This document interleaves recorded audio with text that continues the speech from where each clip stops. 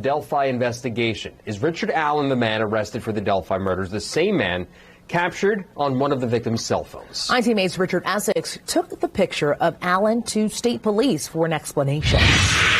Allen was charged. The statute that he's charged under, the murder charge, also indicates that to have that charge, he has to have committed another crime, like rape, child molestation, human trafficking, something along that line. Is he charged properly? He is, and those questions will be answered in due time, and they certainly should come from the prosecutor, not from me. Right. But eventually, when that PC is released, it'll be clear. In 2019, Indiana State Police released a sketch of a man thought to be a suspect in the murder of Abby and Libby. 2 years later, investigators released another sketch of a much younger man. That guy and that guy, there's a lot of similarities. How did we get from here to here? Well, I think that, remember, I've said from the very beginning, since 2017, a sketch is a sketch, it's not a photograph. That's the first time I've seen that.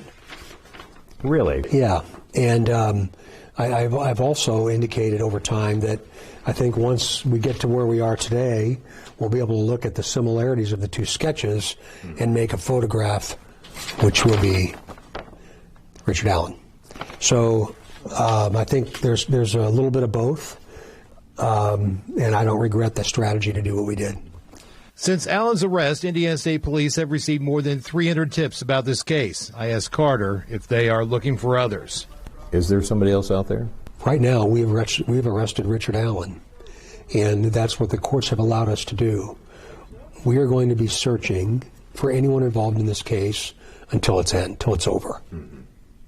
And today's no different than that. There's been a lot of activity on this today. Kagan Klein, they had 5. The prosecutor dropped or dismissed 5. I did see that this morning. Is there any correlation between those charges being dropped and the search that was performed in the Wabash River? No, absolutely not. Has he? I think he was charged with 30 counts. They've dropped 5. He still has 25. So it's important you report that too. Right. The case has not been dropped against Keegan Klein. I asked Superintendent Carter if Klein had been cooperative, and he declined to discuss Klein any further. Now a new judge must decide whether to unseal the probable cause for Richard Allen. The probable cause, I suspect, is going to answer a lot of questions that I have here and that we talked about on Monday. Will it answer all of our questions? Or is there still... Remember, this case is 2,100 days old, almost. And the facts in their totality will come out at trial. And not until then. I can appreciate the desire for our citizens to have these questions answered. And my response to that is it will come. It will come. But if any of us said something that would be detrimental to the criminal prosecution of the person or persons that killed Abby and Libby, and I was responsible, you should hold me accountable too. Staying with ITM8 now, the judge in the criminal trial of Richard Allen has stepped down from the case. The state Supreme Court announced Judge Benjamin Diener's decision earlier this evening. Now, it comes after he lashed out at a public's bloodlust for information in the case. News 8's Drew Blair has more.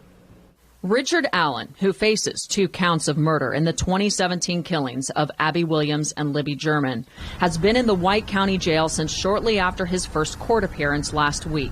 On Thursday, Carroll County Sheriff Tobe Lesenby asked that Allen be moved to a state prison for safekeeping. He stated that the sheriff's office cannot provide the services, attention, or supervision necessary to ensure, protect, and guarantee the safety or security of the defendant, staff, or facilities. Judge Benjamin Diener granted the request that morning as part of a highly unusual 2-page order that lashed out at attention and media coverage of the case. Diener wrote, "The public's bloodlust for information before it exists is extremely dangerous." He continues with, "All public servants administering this action do not feel safe and are not protected." Diener is the judge who agreed to a prosecution request to seal the probable cause affidavit that outlines the evidence justifying Allen's arrest, including the rare move to keep the information private even after Richard Allen was in custody. Wish TV has filed requests with the court for the affidavit to be made public. That is common with nearly every criminal case in Indiana. In Thursday's order, Diener went on to write, "All public information will be available the second it exists." And when the public peddles misinformation with reckless abandon, we all are not safe. Judge Diener also noted that when Richard Allen appeared in court in an unannounced initial hearing, he was wearing protective gear. Diener says it was to protect the defendant from the public. Meanwhile, a state Supreme Court spokesperson says the new judge in this case will be Frances Gull. She served as a judge in the Allen County Superior Court since 1997. She was a finalist for the state Supreme Court in 2012 and one of only 5 judges in the state that led a case with cameras in the courtroom. It's unclear what the change will mean for the timeline on deciding whether to make the probable cause affidavit public.